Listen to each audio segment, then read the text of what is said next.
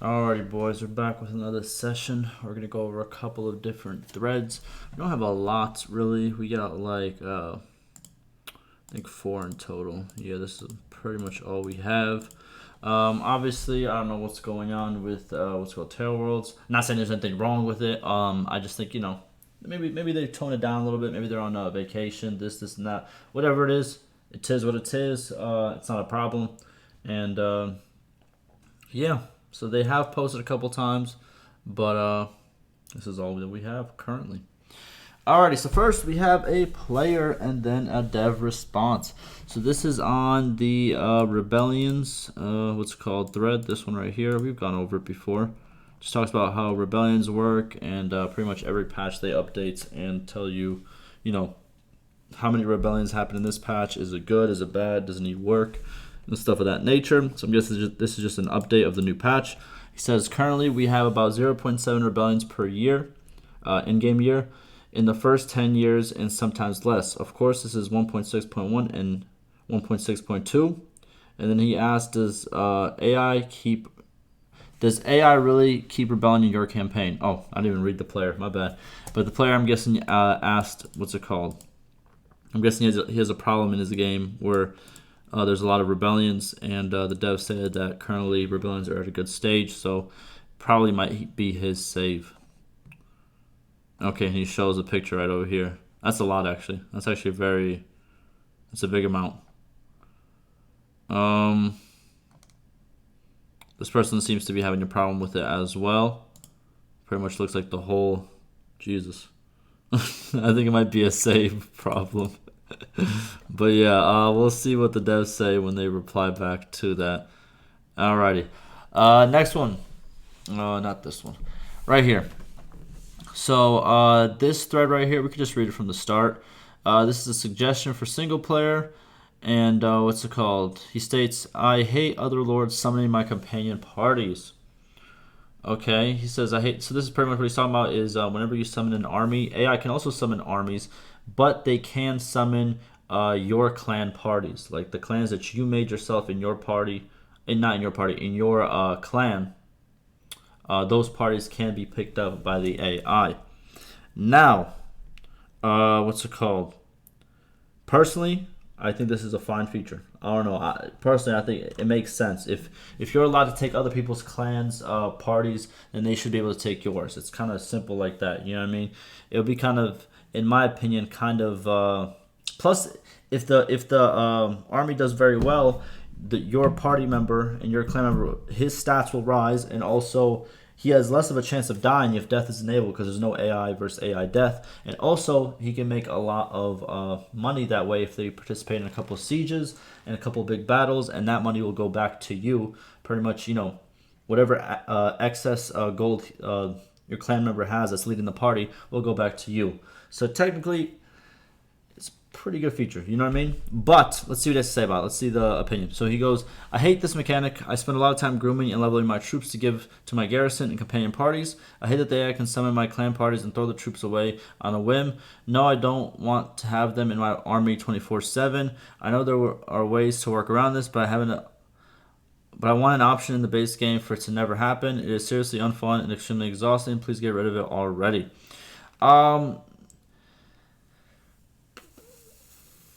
Now listen, I understand that we could make this into a button, right? You know what? Alright, yeah, we can make it into a button. I think it makes sense. We can make it into a button.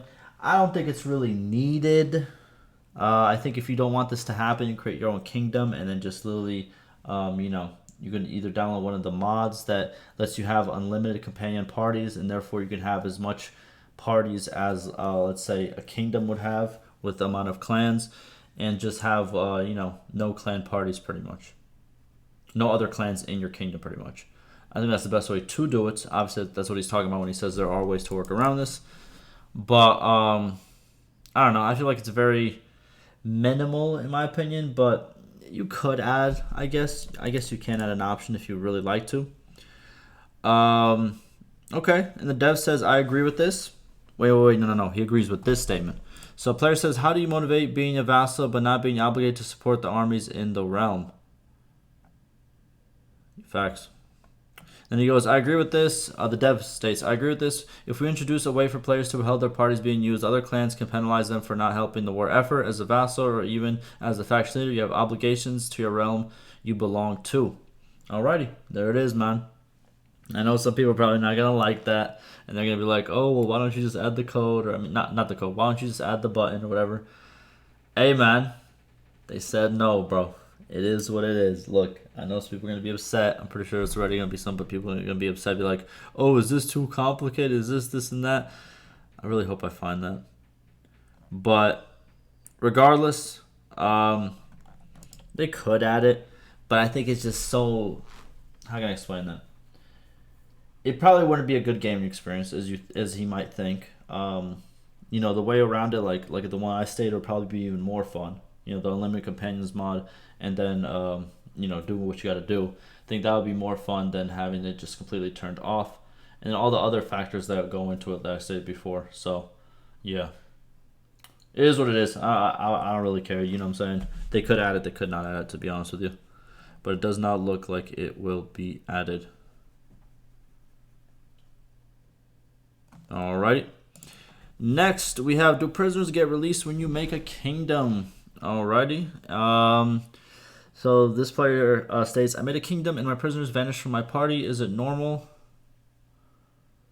I usually don't carry lord prisoners at the point when I make a kingdom, but this time I was going to execute them all in collaboration, and now I have to wait for them to spawn and catch them again. Do you guys know if this is an intended event? There was no peace. I was still automatically at war with everyone I had been.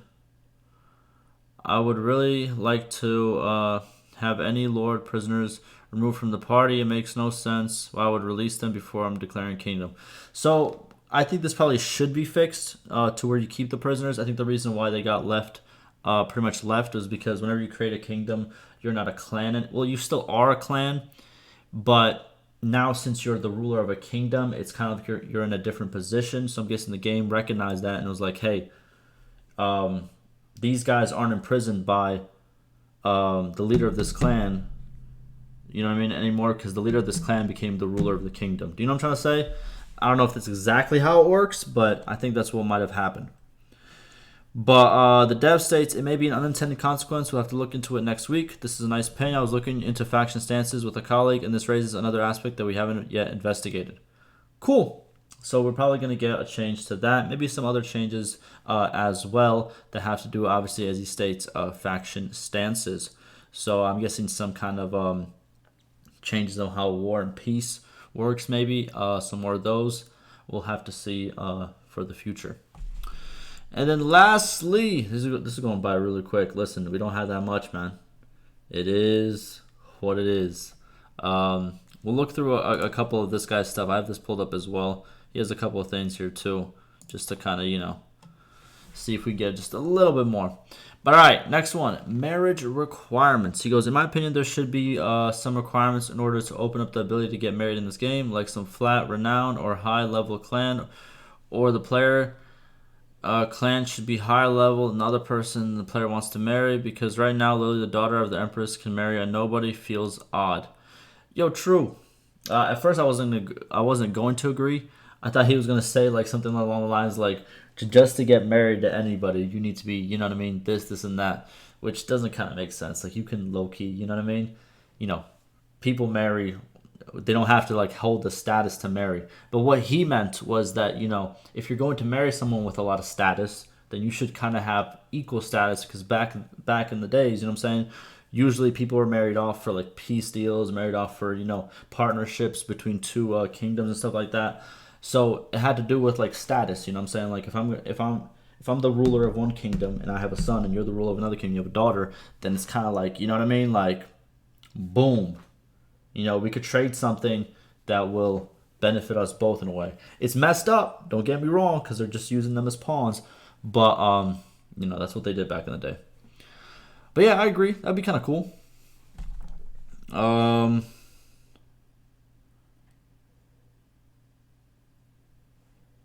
And then we have a community manager saying, did that indeed happen? Can you please clarify under what circumstances did this happen? What was your character's level, charm skill, player, clan renown, and barter cost that you had to pay? A say game would be great too.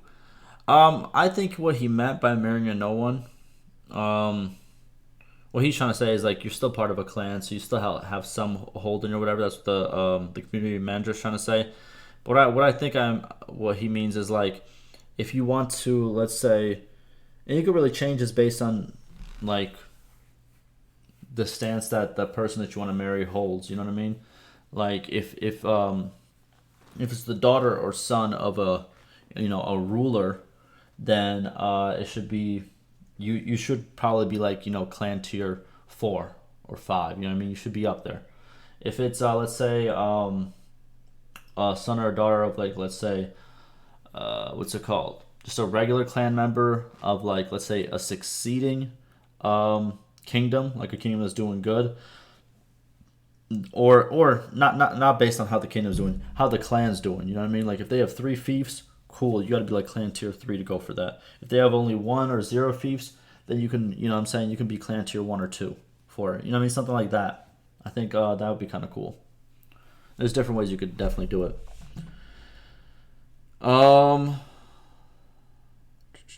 you're still asking for the save game. Okay. There it is. Okay, and now, alrighty. What's it called? Alright, we got some more information. Let's read it. So first the player says, I actually never noticed that. May I ask to elaborate a little bit more so that maybe I can contribute in the marriage problems too? So I actually know if I see a bug or a feature. I thought it was totally random and AI marries each other without giving a second thought about anything. And then the community manager says, seems like I spoke too soon. So as it stands right now, when it comes to AI versus AI marriages, there are various factors taken into account, such as not being in a war, having relations above -50. If the settlements are further away, that reduces chance of marriage. And I'm guessing for more different things like that. Okay. Then it states the likelihood of marriage increases with the age of the characters and decreases as the age difference between the characters grows. Makes sense. Then he goes, you guys were talking about interfactional marriages. If a characters are from different factions, the chance of marriages reduces by 50% right away. Interesting. Then he goes, the likelihood of marriage also increases with the relationship between the clans. You know where this would also be great at? All this information that we're reading right now on how marriages, work, so like that, it would be great if this could be put in the encyclopedia in the game. You know what I mean? Under the marriage section. Stuff like that. Like go over all the features of the game in the same way that it's explained on the forums. Explain it to the what's it called? In the encyclopedia in the game. I think it will add so much more value. Because I'll be honest with you, I didn't know about any of this yet. You know what I mean? I haven't covered this game from the start. I don't even know about any of this. I could have, in my head thought of some of these like that makes sense, you know what I mean? Like obviously they can't be at war if they're, trying to get married or whatever. Relationships obviously they have to have a good relation. Stuff like that, obviously, but this extra information is great. Then he goes, but to sum up this thread, and this is what I will also bring up in the suggestion meeting, AI versus AI marriages should take into account the social status, renown, and clan tier. Good. Then he goes, AI versus AI marriages should take into account the lore of the world. I have no idea what that means, but okay. And then he goes, cross-factional marriages happen more than you would like to see, and when they do, you have a feeling that the marriage doesn't mean anything, and it doesn't influence the diplomacy between the faction. In the case of the princes discussed by that player. Okay, and then he goes, anything else I missed? There it is. Sounds good. We'll see what comes from it. I like the extra information. Good to see. But yeah, let's see if we can find anything else. Let's see if anything else is, worth the time. I already went over a couple of these. I think I actually already went over all this. We got this one right here. And this one right here. Let's see what they got. Alright, so what is this? We got end of battle UI wasn't designed for big battles. You can scroll down, can't you? He goes, numbers barely fit. Some small fix could be made. And then we have the community report saying, hey, can you please try deleting boom boom boom folder and verifying the integrity of the game afterwards. Please let me know if the issue is persistent. Okay, so this might be just his game. Okay,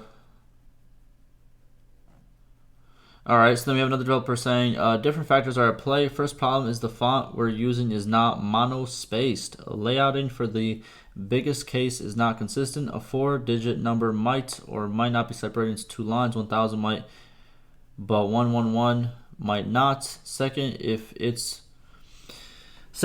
if it's not separated into 2 lines, I'll overlap the numbers next to it. We can make the text smaller and not separate into 2 different lines. We'll see it better. Oh, okay, I see what he's talking about. So he's talking about these numbers right here, how they're like separated into 2 lines, and yeah, maybe make the numbers a little bit smaller, or space this out more. Yeah, makes sense. Okay, I see his point. Alrighty, a little minor UI change. And then lastly, we got division by 0 at troop upgrade tracker calculate ready to upgrade safe. I have no idea what this is. So I'm modding some troops. Oh, this is mod development. This is, listen. Before we get into it, and to be honest, I don't know if we're going to get into it. I have no knowledge here. I have nothing to give you. Listen. Hey, I wish the best. It looks like stuff is getting done here. And keep it up. Alright? But that will do it. That's all we have. It's like I said, it's a little short episode, but we will have more soon. So yeah, stay tuned, stay safe, and I'll see you in the next one.